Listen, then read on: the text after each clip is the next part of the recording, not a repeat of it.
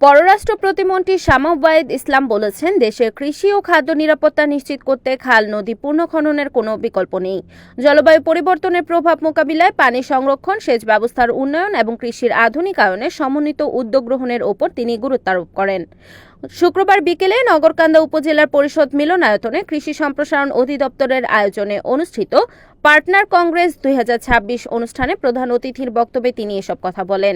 শামা ওবায়েদ ইসলাম বলেন, কৃষিকে বাঁচিয়ে রাখতে হলে খাল খননের কোনো বিকল্প নেই। খাল নদী পুনঃখনন ও পানি সংরক্ষণের মাধ্যমে কৃষি উৎপাদন বাড়াতে হবে। কৃষক বাঁচলে দেশ বাঁচবে, কারণ দেশের অর্থনীতির অন্যতম প্রধান ভিত্তি কৃষি। তিনি বলেন, সরকার কৃষির আধুনিকায়ন, জলবায়ু সহনশীল কৃষি ব্যবস্থা গড়ে তোলা এবং কৃষকদের জীবনমান উন্নয়নে বিভিন্ন কর্মসূচি বাস্তবায়ন করছে। খাদ্য নিরাপত্তা নিশ্চিত করতে কৃষকদের প্রয়োজনীয় সব ধরনের সহায়তা ভবিষ্যতেও অব্যাহত থাকবে বলে তিনি আশ্বাস দেন। অনুষ্ঠানে সভাপতিত্ব করেন নগরকান্দা উপজেলার নির্বাহী কর্মকর্তা রেজওয়ানা আফরিন এবং সঞ্চালনা করেন উপজেলা কৃষি কর্মকর্তা রিজাউল করিম।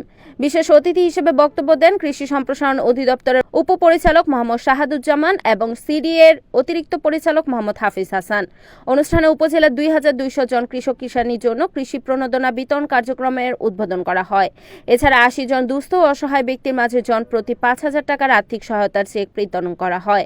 বিভিন্ন শিক্ষা প্রতিষ্ঠানের শিক্ষার্থীদের মাঝে গাছের চারা বিতরণের মাধ্যমে বৃক্ষরোপণ কর্মসূচির উদ্বোধন করেন প্রধান অতিথি। পরে তিনি কৃষি প্রণোদনা বিতরণ, উপকারভোগীদের হাতে আর্থিক সহায়তার চেক ও নগদ অর্থ তুলে দেন এবং কৃষি রোপণ কর্মসূচিতে অংশ নেন।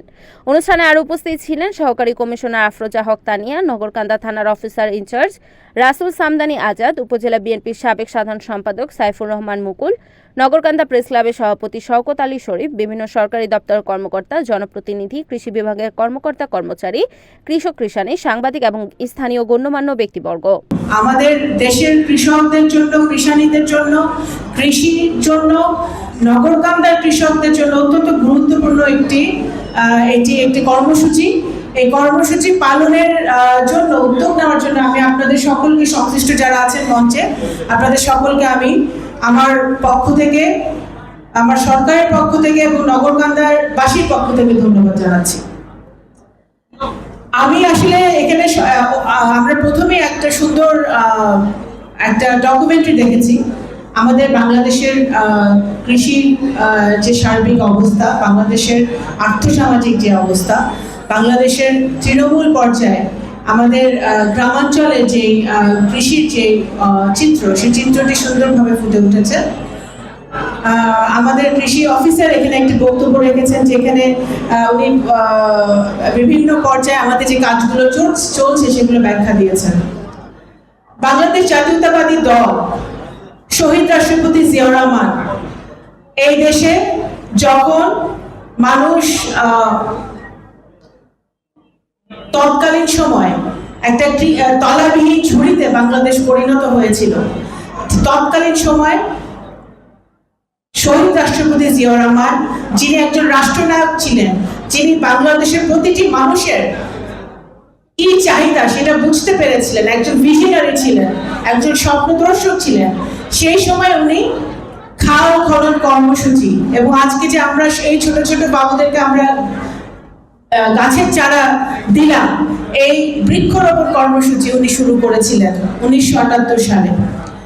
কারণ উনি বুঝতে পেরেছিলেন এই নদীমাতৃক দেশ, এই কৃষি প্রধান দেশ, এই দেশে কৃষকদের যদি বাঁচিয়ে রাখতে হয়, যদি কৃষিকে বাঁচিয়ে রাখতে হয়, তাহলে আমাদের পানির সমস্যা আছে বাংলাদেশে, সেই খাল খনন কর্মসূচি করা ছাড়া এটার কোনো উপায় নাই।